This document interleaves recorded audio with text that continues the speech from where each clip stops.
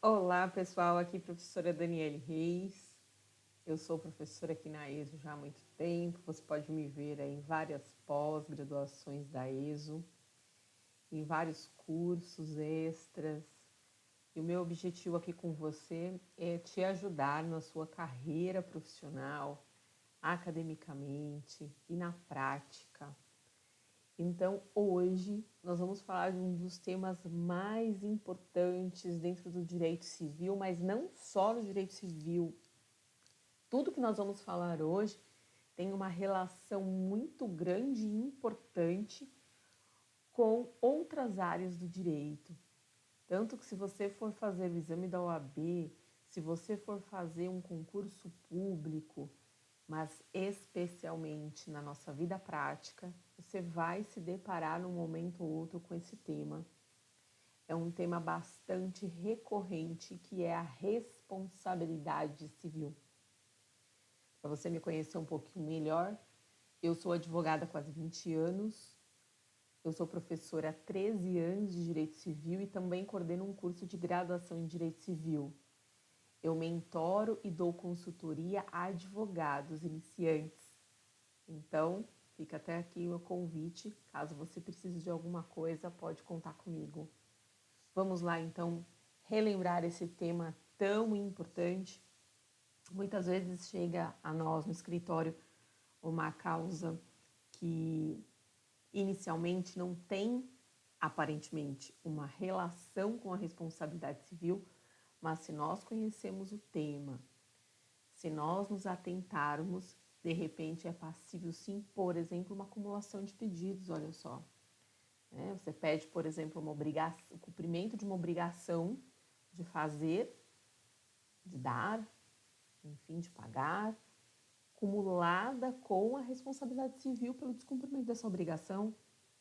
Tudo isso por quê? Porque nós temos várias teorias, classificações dessa responsabilidade e é por aí que a gente começa, então.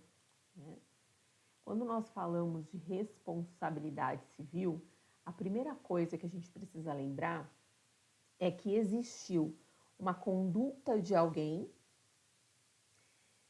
que gerou um dano. E para eu pedir uma indenização por conta dessa responsabilidade do autor dessa possível infração ou ato ilícito, eu preciso ter um nexo de causalidade entre esta conduta que eu estou alegando e o dano sofrido.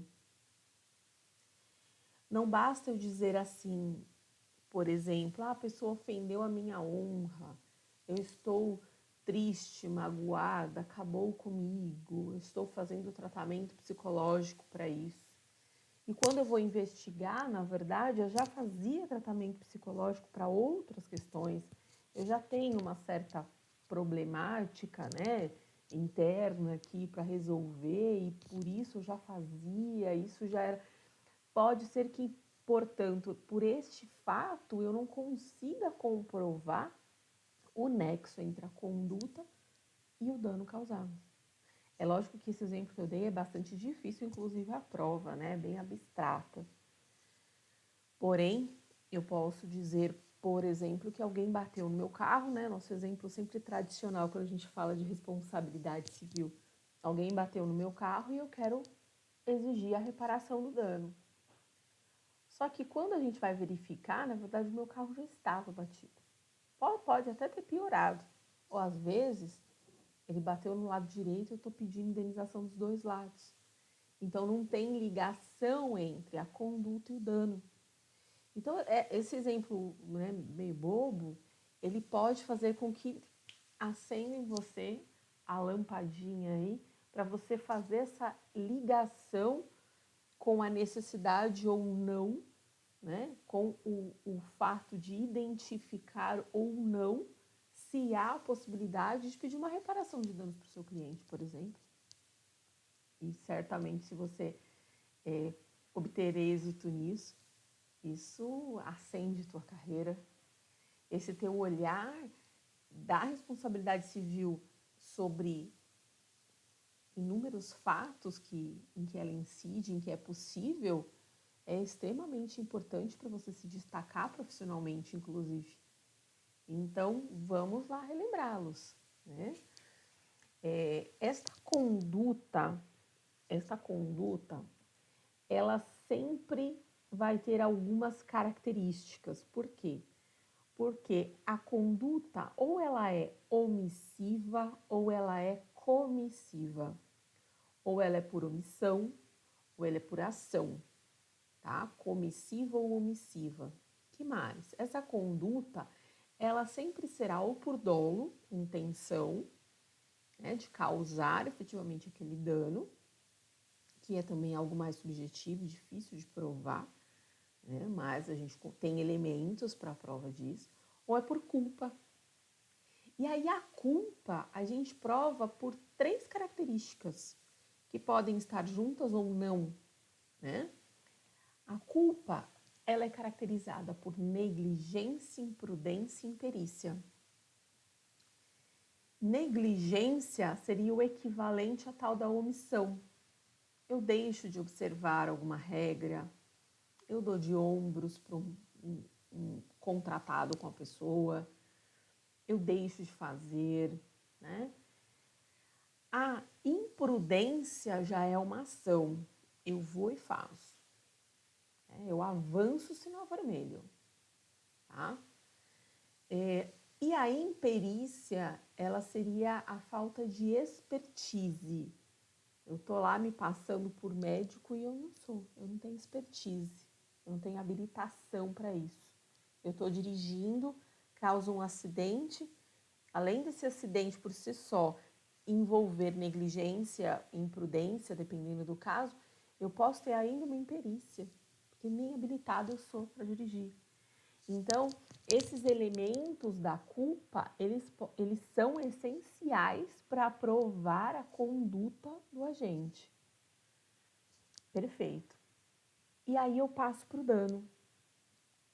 O dano é sempre algo patrimonial, afeta o patrimônio de alguém, envolve o dinheiro diretamente.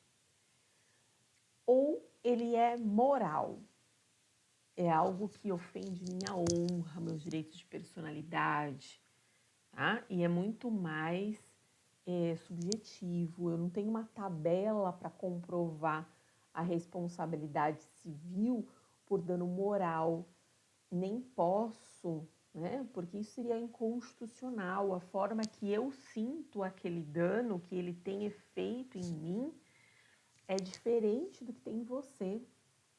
Eu posso sofrer muito mais que você um determinado dano e vice-versa, você sofrer muito mais um dano do que eu. Então, o que a gente utiliza para mensurar no dano moral alguma coisa são as jurisprudências e uns princípios aí que nós vamos falar dele já já, tá? Bom, então, conduta, dano patrimonial ou extrapatrimonial, e lembrar que eu preciso sempre da prova desse nexo de causalidade, um nexo causal, como queira chamar, tá? A responsabilidade civil, ela tem algumas classificações. A primeira delas é a responsabilidade contratual. O nome já diz tudo, é uma infração ao contrato pelas partes.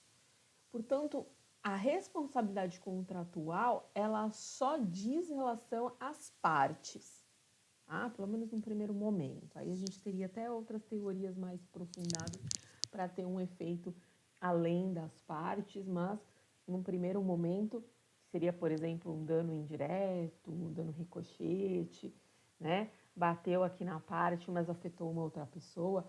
Mas num primeiro momento, vamos relembrar essa regra básica. Infração ao contrato. Eu tenho que pagar para você e não pago. Eu tenho que fazer e não faço. Eu já descumpri a obrigação. E uma vez descumprida a obrigação, especialmente por dolo ou culpa, porque lógico, se eu não tenho dolo ou culpa, se foi algum caso fortuito, força maior, então eu posso alegar e comprovar isso, e me livrar das penalidades, né? Mas, caso contrário, eu tenho que arcar com perdas e danos. Perdas e danos nada mais é do que responsabilidade civil. Então, entre eu e você, esta relação se dá pelo contrato que firmamos. Pois bem, saímos na rua e você bate no meu carro, a relação já é extracontratual, é fora do contrato. Você poderia bater no meu carro como uma outra pessoa poderia bater e a consequência é a mesma. Artigo 186, combinado com 927 do Código Civil. Aquele que causa o ilícito, seja material ou moral, ele deve ser indenizado. Então, a responsabilidade contratual, em resumo, é a infração ao contrato e só diz respeito entre as partes. Já a responsabilidade extracontratual é uma infração ao dever legal e, portanto, aflige a todos os envolvidos. Pois bem, temos uma outra forma de classificar, que é a responsabilidade subjetiva e objetiva. Responsabilidade subjetiva, ela é verificada aplicando-se a teoria da culpa. A culpa, que é aquela que a gente mencionou, negligência, imprudência, perícia, ela tem que ser provada por quem alega. A relação, por exemplo, da responsabilidade extracontratual que eu mencionei, de alguém bater no meu carro, ela já tem que ser provada por mim, eu tenho que provar. Agora, a responsabilidade objetiva, ela é originária da teoria do risco, inclusive do risco da atividade do CDC, do Código de Defesa do Consumidor. Se eu coloco produto ou serviço no meio para as pessoas, eu respondo por esta atividade, porque a parte hipossuficiente da relação ela é justamente o consumidor. Então, eu não posso jogar para ele esse ônus da prova, muito pelo contrário. Então, tudo que envolve relações consumeristas, elas são de teoria do risco. E o Código Civil, de 2002 para cá, então, ele adotou esse conceito também para algumas situações. Por exemplo, quando a gente fala de responsabilidade contratual, aplica-se a teoria do risco. É uma culpa presumida já. A parte que tem que provar lá que foi um caso fortuito e força maior, 393 do Código Civil. Porque senão, se eu descumpro o contrato que eu me comprometi, já parte do pressuposto de que eu tenho que indenizar. Todas as outras relações que envolvam o consumo também, ou equiparadas. Por exemplo, o risco administrativo, responsabilidade objetiva. Prestação de serviço, por exemplo, dos órgãos da federação, dos entes da federação, eles são de responsabilidade objetiva, culpa presumida. O que isso significa? Significa que eu, quando alego, quando peço a indenização, eu não tenho obrigação de provar a culpa do outro. Já tenho uma presunção. Eu subo num ônibus para ir de um lugar ao outro. O que é isso? Contrato de transporte. Só que geralmente envolve um órgão público, né? Geralmente, isso daqui é uma relação consumerista. Então, tem várias situações aqui, análogas, equiparadas, enfim, e é uma responsabilidade objetiva do transportador, que tem o dever de me levar de um ponto a outro, garantindo minha integridade física e moral. Esse é o cerne do contrato de transporte de pessoas, né? Se fosse de coisas, a integridade da coisa. E eu não chego sã e salva. Quando eu peço uma indenização porque eu sofri um acidente nesse trajeto, a culpa do transportador já é presumida. é ele que tem que alegar alguma excludente, por exemplo, que houve aqui uma culpa concorrente ou exclusiva minha para que ele não indenize. Eu é que, em vez de estar sentada direitinho no transporte, estava lá distraída de pé no celular, não me segurando, não sentando, sendo que tinha lugar, por exemplo. Tá? E aí eu caio, me machuco, enfim, acontece algum acidente. Então, ele pode alegar que houve uma culpa concorrente ou exclusiva minha e não me indenizar. Mas veja, num primeiro momento, em tese, eu não preciso provar esta culpa. Ela é presumida dele. É lógico que eu levo elementos, né, para a ação, os quais eu tenha, peço a inversão do ônus da prova justamente para a aplicabilidade da teoria do risco, da responsabilidade objetiva da outra parte, e o juiz vai conceder ou não, dependendo do caso, né? Ok? Então, responsabilidade contratual, extracontratual, responsabilidade subjetiva, objetiva. Lembra, subjetiva, teoria da culpa, era o que era do Código lá de 1916. Eu tenho sempre que provar a culpa. E aí, no Código Civil de 2002, pegando esse conceito lá do Código de Defesa do Consumidor, o Código Civil também traz a aplicabilidade da responsabilidade objetiva, que é a teoria do risco, onde a culpa tem que ser presumida, tá? Então, eu tenho conduta, nexo de causalidade, dano, conceitos que nós já tratamos. Conduta por ação ou por omissão, né? Por ação ela é chamada de comissiva e por omissão ela é chamada de omissiva. Então, essa conduta é sempre dolosa ou culposa. O nexo de causalidade é o que une a conduta e o dano, é o elo entre a conduta e o dano. E esse dano é sempre um dano patrimonial ou extrapatrimonial, material ou extrapatrimonial, que seria o moral, ok? E outras formas. A culpa, que nós chamamos de lato sensu, é o dolo, né? Que é o desejo de causar prejuízo, ou a culpa stricto sensu com essas características. Tá? Então, quando a gente fala culpa, entra tanto o dolo como a culpa especificamente, stricto sensu, perfeito? E nós temos graus dessa culpa. A culpa, ela é chamada de lata ou grave, que aí é quando é grande, né? É grosseira. Qualquer um teria evitado essa culpa, essa conduta da forma culposa. Ela pode ser uma culpa leve ou ligeira, e aí ela poderia ser evitada pelo homem médio, né, que é o estándar jurídico brasileiro, mas não foi. Tá? Ela, ainda assim, ela é leve. E a levíssima, ela só poderia ser evitada com uma atenção assim muito, muito grande. Tá? Lembra que sempre que a gente vai verificar essa culpa, então eu estou vendo a negligência que está ligada à omissão, né? A imprudência, a uma ação, e a imperícia, essa falta de expertise. Mas nós temos, quando nós falamos da responsabilidade civil, o abuso de direito. O abuso de direito é o ato ilícito que tem como resultado uma ação ou omissão voluntária, portanto, não forçada, ocorrida por negligência ou imprudência e causa danos, então, para alguém, mesmo que só seja moral. E deve haver, então, essa conduta e o dano, tá? E não a conduta ou o dano.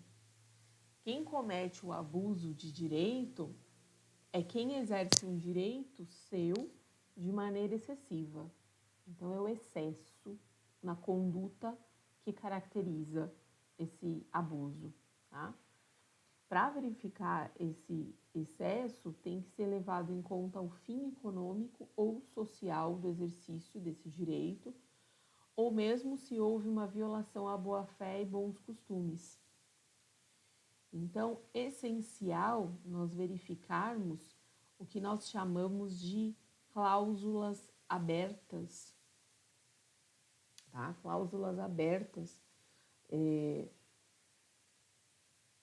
ligadas aí a esse abuso de direito. Então, imperioso a gente falar de boa-fé.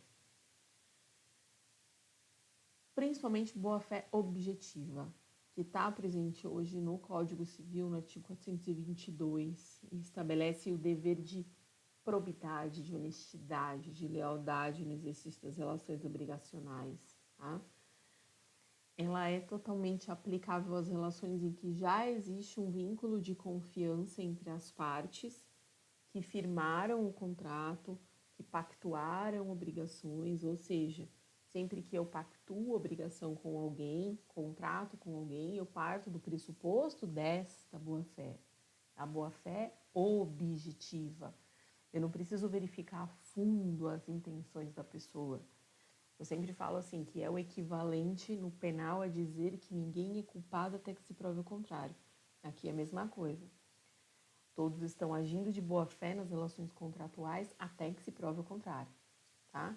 Então, eles podem, nesta relação contratual, invocar essa cláusula aberta em seu favor para impor ao outro a adoção de uma conduta honesta, leal, ética. Né? Então, quando eu verifico que a outra parte que eu estou contratando, ela não está seguindo essas condutas, eu falo, opa, peraí, princípio da boa-fé no contrato. Por que você não está querendo pagar? Por que você não está pagando na data? Por que você não está cumprindo? Por que você está desviando tal cláusula? Né? Parte do pressuposto de que você sempre vai ter uma conduta honesta, leal, ética. Tá? Importante que, tecnicamente, o contrário de boa-fé objetiva não é má-fé, como a gente fala, né? É sim falta de boa-fé, ausência de boa-fé objetiva, tá? Então, e claro que quando a gente fala de boa-fé subjetiva é aquela que eu investigo as intenções propriamente. Então, tecnicamente, o correto não é dizer, fulano está agindo de má-fé dentro do contrato. Não, ele está com ausência de boa-fé objetiva. Esse é o jeito técnico correto de se falar, ok? Outra cláusula aberta que a gente precisa observar aí quando a gente fala de abuso de direito, desses excessos, são os bons costumes. Os bons costumes, eles podem ser compreendidos pela moral social, porque eles são um conjunto de valores de uma determinada situação. Os bons costumes, eles podem ser compreendidos como regras que impedem as partes de uma determinada ação, ainda que ela não seja considerada como parâmetro de lealdade, como é na boa-fé objetiva. Tá? Então, é o que é costumeiro, mas não é ainda, não necessariamente, uma questão de lealdade, de ter que ser assim. Então, são hábitos sociais que, pelo bom senso, deve ser observado, enquanto a boa-fé prescreve, orienta determinados comportamentos, bons costumes que proíbem propriamente essa prática imoral. Por exemplo, me veio aqui à mente, eu contrato com você que eu vou te defender. Eu tenho um parâmetro que é a tabela da OAB. A tabela da OAB me fala de um mínimo, mas me fala de um máximo.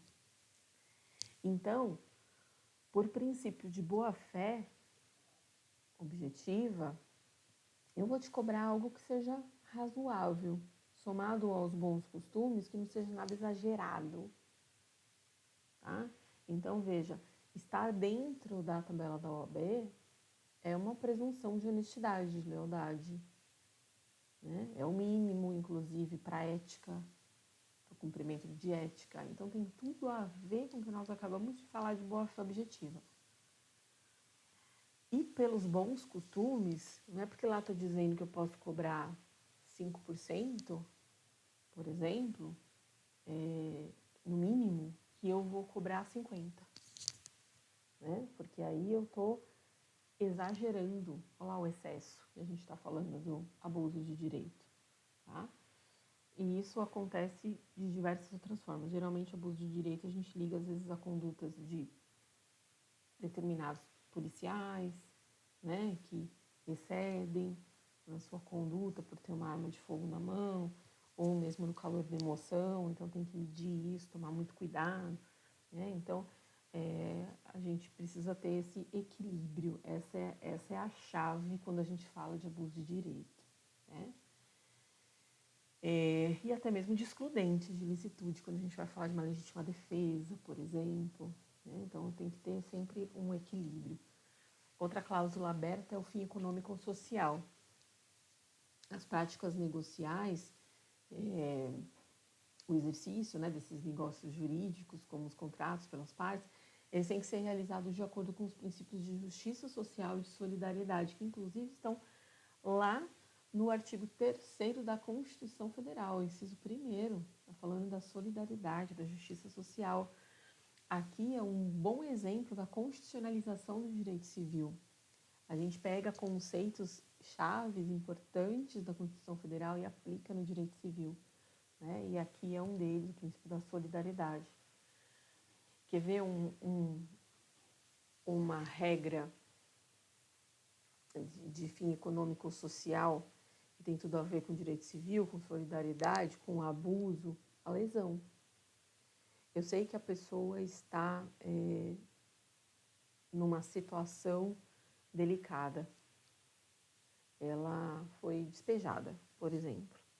E eu tenho uma casa para alocar, eu sei dessa necessidade dela, olha a lesão dentro do direito civil.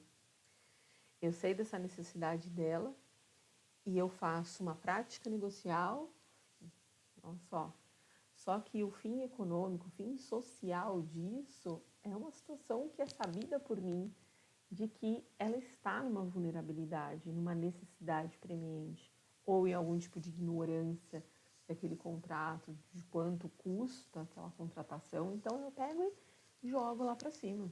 É falta de solidariedade minha, é falta de justiça social, é abuso de direito. Eu posso cobrar pelo uso do meu bem, mas eu não posso extrapolar isso porque outra parte precisa.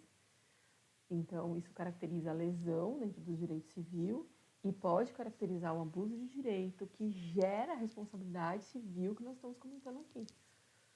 Tá? Então, olha como tudo está ligado nesse caso. Bom, um grande exemplo aqui de aplicabilidade do fim econômico social, eu lembro que durante a pandemia, dando aula, um aluno explicando sobre o abuso de direito e essas cláusulas abertas, um aluno falou assim, bom, o que a gente está vivendo na pandemia é exatamente isso, né, professora? Né? Por exemplo, nos contratos de locação, a aplicabilidade da solidariedade, da justiça social, sim, de fato. Não há uma obrigatoriedade para isso, né? Mas por tudo que está se vivendo, o locador, por exemplo, ele pode dar uma mora maior para o seu locatário, pode rever o valor do contrato, pode extinguir este contrato sem aplicabilidade de multa. Enfim, N situações que ocorreram aí durante a pandemia, especialmente com locadores, né, com um maior bom senso pela situação e também com locatários que não estavam também querendo abusar dessa situação, tá? Porque ele não tinha um direito direto de ter essa mora, né, esses benefícios, não tinha. Está contratado, o princípio contratual do Pacta Sunt Servanda, da obrigatoriedade dos contratos, mas existia uma situação excepcional em que ele poderia tentar reverter. Muitos conseguiam amigavelmente, como eu estou dizendo, outros partiam para o judiciário, alguns até conseguiram no judiciário, mas a maioria não conseguiu, né? Especialmente quando veio a RJET, que era a lei aí temporária, né, para reger as relações dos negócios jurídicos durante a pandemia, e que já colocava alguns parâmetros específicos ali. Então, pode ser aplicado esse tipo de situação, sim. Tá? Uma atenção. Se o exercício de algum direito ele ocorrer em desacordo com o conteúdo dessas cláusulas abertas, e essas cláusulas elas estão apontadas, né, lá no 187 do Código Civil implicitamente, a gente vai estar dentro de um abuso de direito.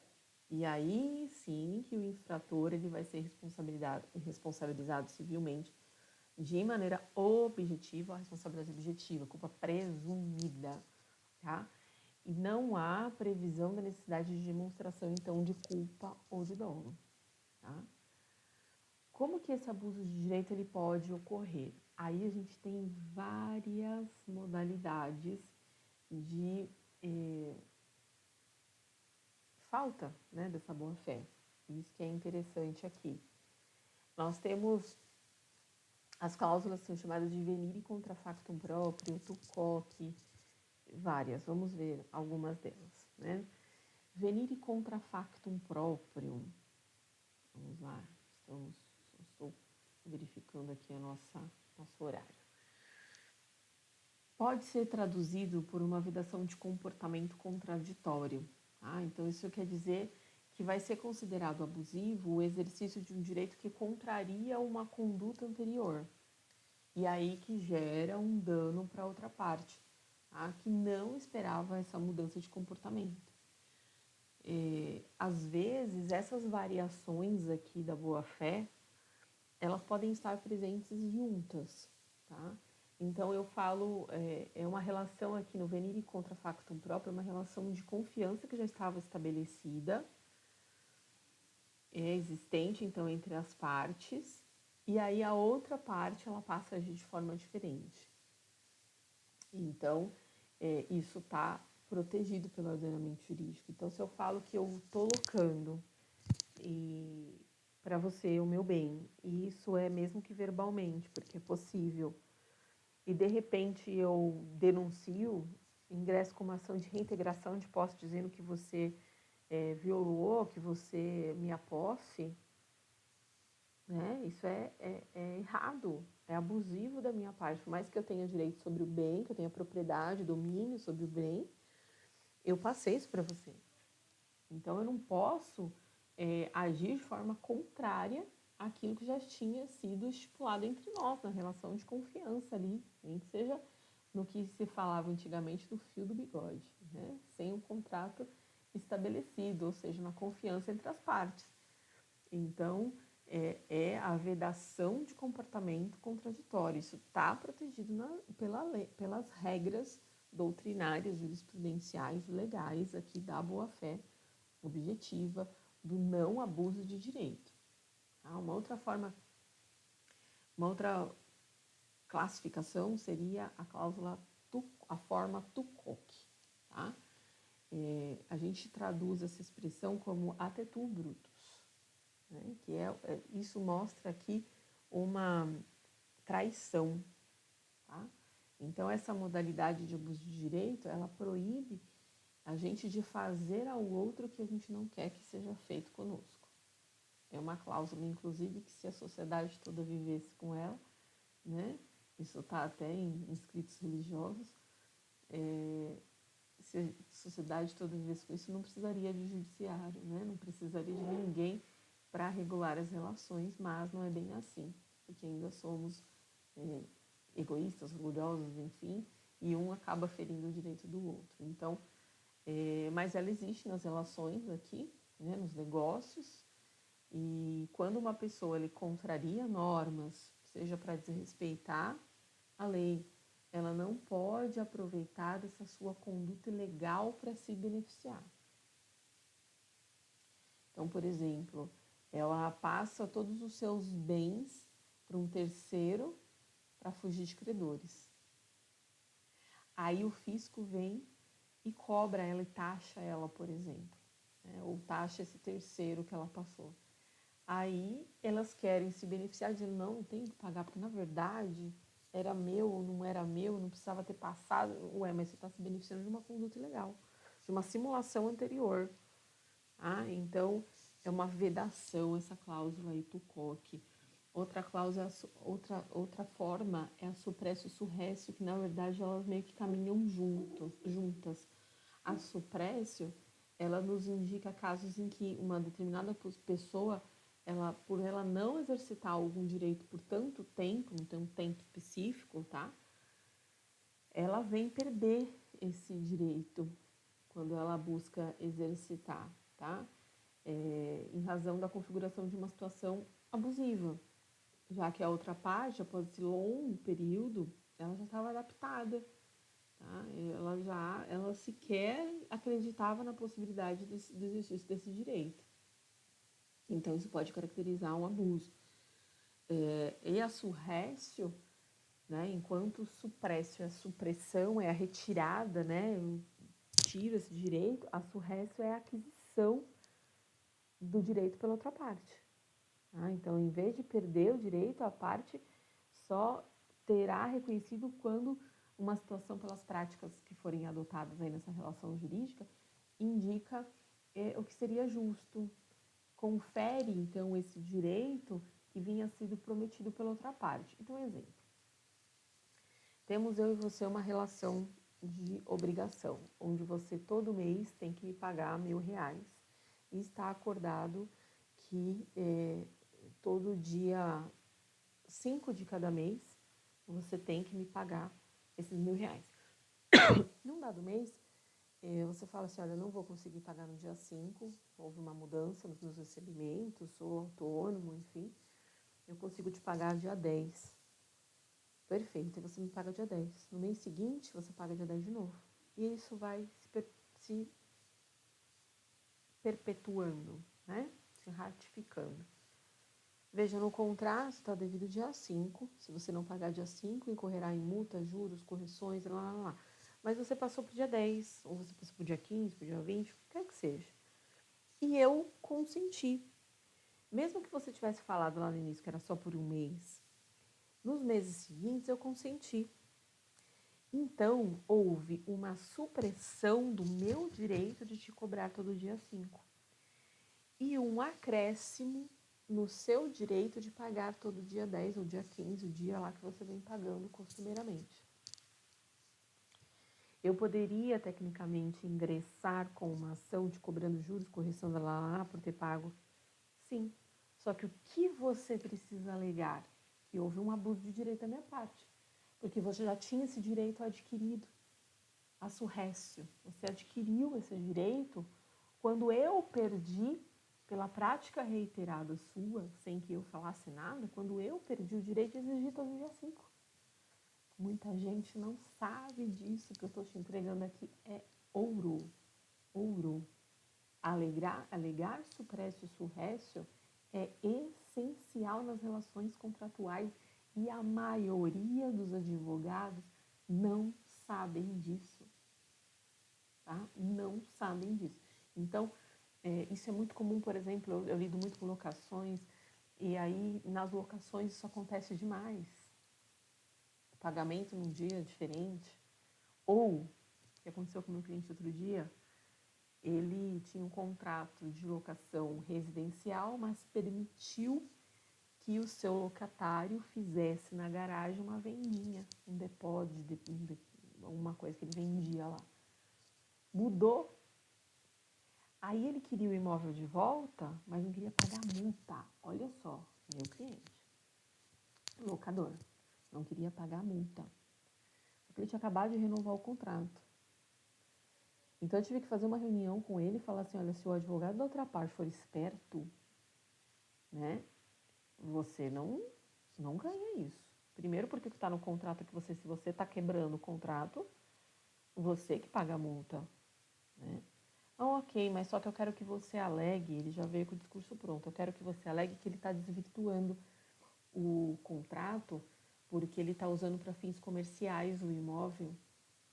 Olha só, para fins comerciais, e ele não poderia. Então, ele está desvirtuando o contrato, então ele tem que me devolver o imóvel imediatamente. Falei, suprécio surrécio.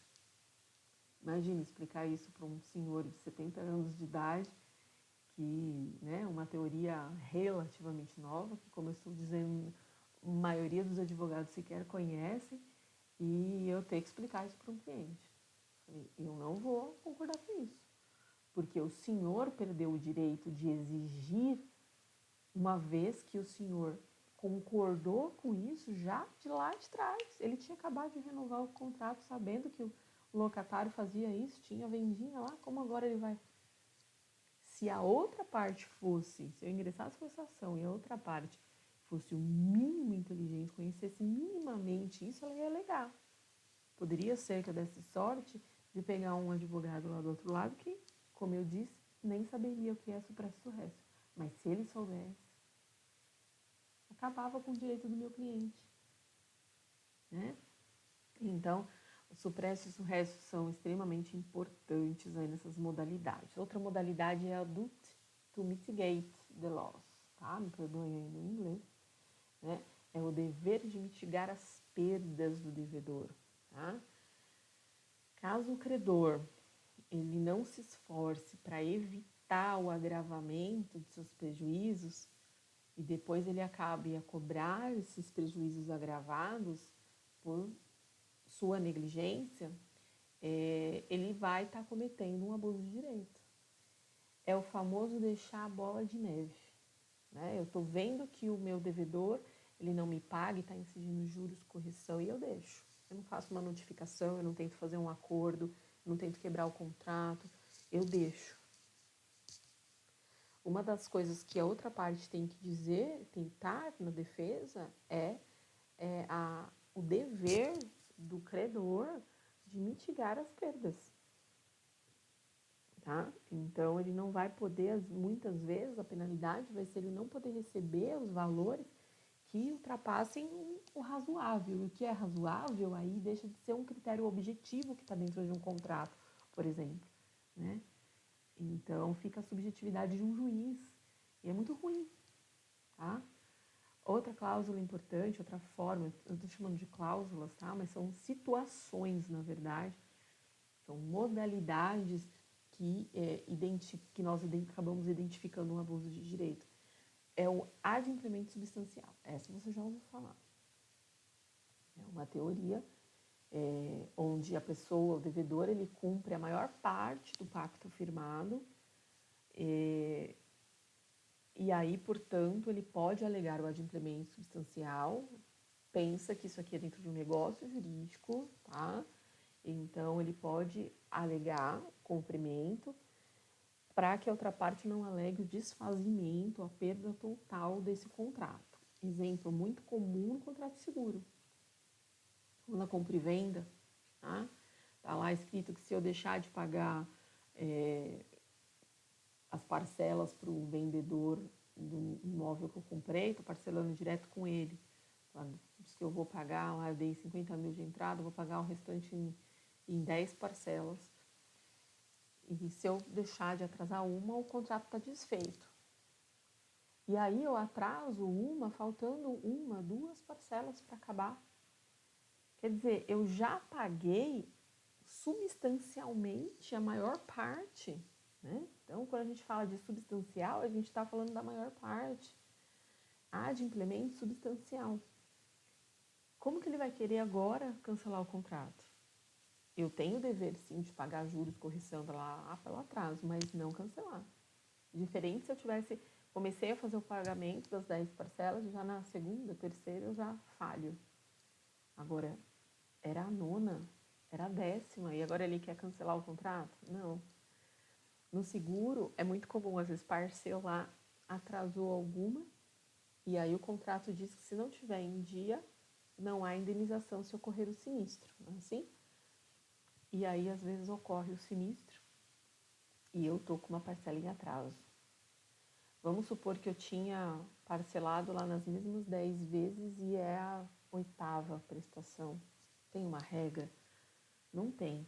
Mas o que seria o substancial aí seria em torno de 70%, 80% do contrato cumprido. Esse é o que a gente verifica nas jurisprudências. Tá? Então, é uma defesa, inclusive, muito importante e que, se não verificada, caracteriza o abuso de direito da outra parte. Né? Então, se você, como advogado, por exemplo, do devedor, não conhece essas cláusulas que a gente acabou, essas modalidades que a gente acabou de falar, pode prejudicar o direito do teu cliente. Né? E o último, a violação positiva. Da boa-fé objetiva, irradiam aí vários deveres que são chamados de deveres anexos, tá? Como o da cooperação, da proteção, da informação. E quando não é observado algum destes, a gente pode entender que houve o inadimplemento contratual total, então por parâmetros éticos, perfeito? Bom, para a gente ir caminhando aí para o fim dessa aula de responsabilidade civil, que eu tenho certeza que vai te ajudar aí na sua vida prática, né? Vamos falar dos danos patrimoniais e extrapatrimoniais.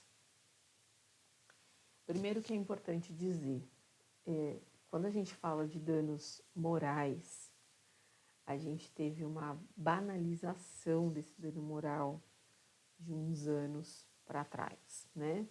Houve o que se chamou de indústria do dano moral. Qualquer coisa incidia o dano moral. Então, ele não é visto até hoje com bons olhos pelo próprio judiciário. Consequentemente, a gente tem, quando tem um pedido de dano moral, é muito comum a gente sequer ter a procedência desse pedido, porque é muito comum a gente ter uma sentença, por exemplo, de mero aborrecimento, você já deve ter visto isso, ou então a fixação de valores irrisórios, tá? Que não cumprem o seu real papel. Então, isso é importante dizer já logo de início. Mas vamos lá, o que é o dano? O dano ela é a lesão a um bem ou a um interesse que é juridicamente tutelado.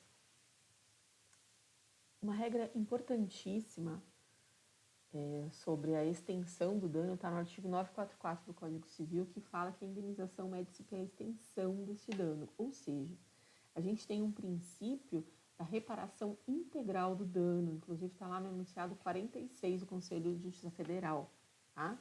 Então, a primeira regra do nosso sistema de responsabilidade civil sobre o cálculo, sobre a medição da indenização, ela está lá no 944, e aí eu combino isso com esse enunciado 46, que é o princípio da reparação integral do dano. Ou seja, se eu sofri dano material, dano moral, dano estético, tudo isso vai se cumulando, não é um ou outro. A reparação é integral, é de tudo, tá? Exceção nesse princípio da reparação integral. Quando eu preciso ter uma redução equitativa para suavizar os rigores da lei em caráter excepcional. Por exemplo, quando a gente fala daquilo que eu mencionei de culpa concorrente da vítima, ou culpa exclusiva da vítima, tá? E o que a gente precisa ter em mente, né, nesse princípio, é o binômio da prevenção versus punição, que é adotado pelo STJ. É chamado também de punitive damages ou teoria do desestímulo. Então, isso é bastante importante na medição do dano que a gente vai ver aqui. O dano, ele é a lesão a um bem ou interesse juridicamente tutelado, que gera, então, a expressão perdas e danos. Quando eu falo de dano patrimonial, eu tenho ou a diminuição patrimônio relacionada a bens corpóreos ou incorpóreos, que é o dano emergente, tá? É o que eu perco imediatamente, é o imediato, tá? O dano emergente. E o lucro cessante, que é a perda de lucros que provavelmente eu teria, que seriam acrescidos ao meu patrimônio se não tivesse ocorrido aquele determinado dano. Então, é o que eu deixo de ganhar. Está lá no 402 do Código Civil. Então, é o que eu deixo de ganhar. Então, o dano patrimonial, que é o dano material, ele se subdivide em dano emergente, que é a diminuição imediata do meu patrimônio, ou lucro cessante, que é o que eu deixo de ganhar. Voltando, por exemplo, lá da batida no carro. Bateram no meu carro. Eu vou pedir dano patrimonial. Que modalidade? Dano emergente ou lucro cessante? Num primeiro momento, dano emergente, porque já bateu no meu carro e já perdi, teve uma redução. Eu sei que se eu levar no funileiro, mecânico, quer que seja, eu vou ter lá um orçamento, vamos supor, de R$5.000, esse é o valor do meu dano. Só que eu sou Uber, eu sou taxista. E aí o meu carro vai ficar parado por um tempo. E, consequentemente, eu vou deixar de lucrar. Então, eu posso pedir tanto dano emergente como lucro cessante, que é o que eu deixo de ganhar. Ok? O dano extrapatrimonial. Essa é a lesão a um direito ou interesse extrapatrimonial, além do patrimônio. portanto, moral, ofende a minha honra, como eu já disse, os meus direitos de personalidade, tá? Quando eu vou ingressar com ações judiciais, pedindo a reparação de danos, eu posso, popularmente a gente chama de ação de indenização, por dano moral ou dano material, ok. Só que existem nomes técnicos específicos, tá? Então, para essas ações chamadas de perdas e danos, ou chamadas de ressarcitórias, de indenizatórias, de compensatórias, o mais adequado é nomear. Quando eu estou falando de dano patrimonial, de reparação, por quê? Porque eu reponho o prejuízo integral, que é o princípio lá do 46, do enunciado 46, ou ação de ressarcimento ou ação de indenização. Todas elas, então, nesse sentido de retornar ao estado anterior das coisas, status quo ante, perfeito? Agora, né, então quando eu vou lá e eu reparo meu carro, é status quo ante, estou deixando ele lá brilhosinho, bonitinho de novo. Agora, nem tudo a gente consegue esse retorno. E com o dano moral isso acontece. Então, com o dano extra patrimonial, eu não tenho uma reposição do prejuízo integral, e sim eu compenso. Por isso que o nome técnico correto seria ação de compensação de dano material, de dano moral, ou de ressarcimento, ou de indenização de dano moral, tá? Então, para não errar, o ideal seria nomear as ações como ação de indenização ou de ressarcimento, seja de dano moral ou material. E tomar cuidado com nomear a ação de reparação, né? Se você nomeia ela como reparação, é só relativa a dano material. E se você nomear ela como compensação, é só relativa a dano moral. Muito cuidado com isso, tá? Porque compensa-se o dano moral, ok? E não repara, tá? Vai falar para alguém que perdeu um ente querido, quando ele entra com uma ação indenizatória, que ele está reparando esse dano. Não tá, ele está compensando financeiramente, né? Porque reparar, voltar ao estado anterior não vai, tá? Então, no nosso ordenamento jurídico, a gente diz que há duas correntes com relação a esse dano extrapatrimonial. A primeira corrente, ela explica que o dano extrapatrimonial, ele ocorre quando impõe à vítima qualquer tipo de sofrimento, de profunda tristeza, de vexame, de humilhação, de constrangimento, tá? E é muito mais subjetivo esse critério, ou seja, sempre tudo que é mais subjetivo é mais difícil de você comprovar. Critérios subjetivos são mais difíceis à prova, né? Já a segunda corrente, ela defende que se a ofensa a esses direitos de personalidade ela ocorre, então isso é suficiente para a configuração do dano extrapatrimonial. Então, ela é um pouquinho mais objetiva, esse critério, tá? Então, os direitos de personalidade, eles são aqueles referentes à vida, à honra, à imagem, à saúde. Então, considera-se isso como um rol exemplificativo. Essas as duas correntes, elas são adotadas pelo nosso tribunal, e aí que está a dificuldade, né? Por isso que às vezes um trabalho de jurimetria para entender como aquele tribunal específico que você está atuando, ele pode ser importante, né? Então, eu tenho uma ação desse tipo e vai ser julgado por aquele juízo específico. Como será que está se comportando? Porque aí eu posso, de repente, forçar numa teoria mais do que a outra. Ou eu coloco as duas, eu falo, se não for por uma, que seja pela outra.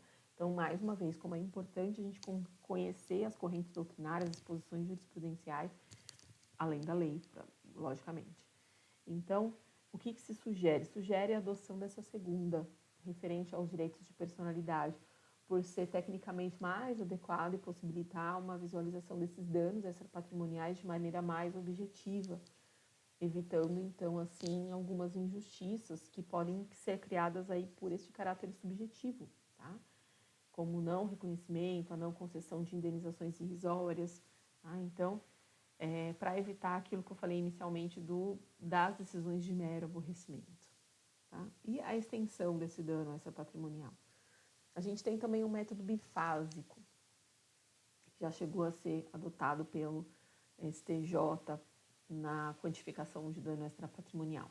Então, primeiro estipula-se inicialmente um valor base para a indenização, considerando-se o interesse jurídico que foi lesado e o julgamento anterior. Por isso que eu já mencionei também que o interessante seriam pesquisas de jurisprudência, né, do comportamento do judiciário com aquela situação específica para a gente determinar o valor do dano moral. E aí se verificam peculiaridades do caso concreto. Então, vamos supor, os tribunais estão se comportando de maneira a dar como indenização 10 vezes o salário mínimo. Perfeito, mas essa situação específica, ela influenciaria uma elevação disso, porque tem causas como se fossem aí causas agravantes, vamos assim colocar, ou ela tem algumas causas que seriam consideradas como atenuantes e aí ensejaria uma diminuição desse valor. Então, a gente tem critérios aqui, a gente tem um recurso especial, que é 1.487.046 do Mato Grosso, que fala nesse sentido, nesses critérios, essas peculiaridades, tá? Mas essas peculiaridades, então, elas têm algumas extensões, né, que ser consideradas. Então, a gravidade desse dano, o sofrimento da vítima, a condição econômica desse agente ofensor, os reflexos sociais do dano e, especialmente, o caráter pedagógico e a devida compensação à vítima, que se soma esse critério de proporcionalidade para que não tenha um enriquecimento ilícito da vítima, ou seja, ela não ganhe muito mais, né, do que o que seria o ideal para compensação, mas que também o ofensor ele sinta esse peso dessa compensação para que ele se desestimule dessa ação novamente. Então, esse é o caráter pedagógico da sanção. Tá? Então, toda decisão tem que observar esses critérios. Por isso que ou a sentença de mero aborrecimento ou danos irrisórios, elas não compensam de verdade, né? Porque não dói no bolso de quem causou, ok?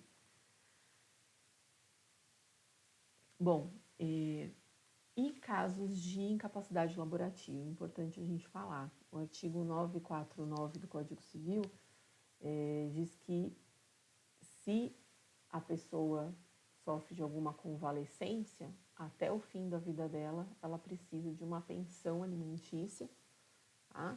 Pelo causador do dano, para compensar essa perda. Tá? Então, invalidez permanente, por exemplo, se enquadra aqui. São os lucros cessantes devidos até o fim da vida da vítima. Tá? E se a pessoa faleceu e um familiar quer indenização? E aí a gente observa a regra do pagamento de 2/3 da remuneração que ele recebia mensalmente, de acordo com a expectativa de vida. Então, vamos supor, ele morreu aos 30 anos. Um acidente, sei lá, um ônibus o atropelou e ele morreu. Eu vou ingressar com ação contra a companhia de ônibus, de transporte, e eu vou pedir 2/3. Por que 2/3 e não o salário dele integral? Porque se entende que 30% do nosso recebimento é para nós. Se ele faleceu, então os familiares, né, os seus herdeiros que teriam essa titularidade de ingressar com essa ação, eles teriam direito a 2/3. Até quando? Até a expectativa de vida. Então, vamos supor que ele tinha os 30 anos, a expectativa de vida hoje seria 70 anos, é um pouco mais hoje, mas vamos dizer que seria 70 anos, então durante 40 anos, tá? Importante na regra prática da vida que a gente esquece, contrato de constituição de renda. Quando a gente tem uma indenização desse porte, é importante constituir renda, cuidado, porque de repente a companhia de ônibus fala, beleza, eu vou te pagar todo mês, aí ela fale e você fica sem nada. Então, exigir uma constituição de renda é extremamente importante nesses casos, tá? Então, se ele já tinha essa idade, né, que é levantada aí pelo IBGE, tem 75 anos, cabe uma aplicação de tabela de sobrevida de até uns 5 anos, tá? Se é menor de idade, cabe indenização de um salário mínimo ou até a data que ele completaria 25 anos. Então, a gente tem alguns parâmetros para indenização em casos de incapacidade laborativa ou de morte propriamente, tá? Uma coisa importante é que quem deve esse tipo de indenização de alimentos por incapacidades laborativas ou por morte, ele não pode ser preso, tá? Como é o devedor de alimentos, por exemplo, pai para filho, pai para filho, tá? Que mais aqui que eu preciso relembrar com vocês? A gente tem outros danos extrapatrimoniais, tá? Então, para a gente fechar. Por exemplo, dano estético. São casos onde a vítima ela sofre um dano que ofende aspectos corporais que diz respeito à visão dela mesma, né? Então, às vezes, ela ficou com uma cicatriz no rosto. E isso todo mundo olha. E mesmo que seja uma cicatriz pequena, que ela disfarce com a maquiagem, os outros não percebem rapidamente, né? Numa simples olhada, ela sabe, aquilo a envergonha, aquilo a deixa feia, né? Então, são cicatrizes que significam uma ofensa ao direito de personalidade. Veja uma coisa, é totalmente lícita a acumulação de indenizações de dano estético e dano moral. Tá? Tem uma súmula, que é a súmula 37 do STJ, autorizando isso. Nós temos ainda danos que são coletivos e danos sociais. Os coletivos é uma classe de pessoas determinadas ou determináveis, né? Ou seja, eu consigo nomear, eu consigo dar titularidade para aquele coletivo. E os danos sociais já são mais abrangentes, é o equivalente aos danos difusos, tá? E aí, a indenização, ela geralmente está revertida a algum fundo daquela prática, que tem uma ligação com aquela prática, aquela conduta que foi abusiva, enfim, reprovável, e seja, então, reposto isso para toda a sociedade, tá? Então, a indenização, ela se volta dessa forma. Outra classificação de dano extrapatrimonial é a perda de uma chance, tá? Você também já deve ter ouvido falar. É uma espécie muito específica, sui generis, né? E ela depende da natureza do bem lesado, tá? Então, tudo que é dano, ele já ocorreu ou eu tenho uma noção para cálculo, como é o caso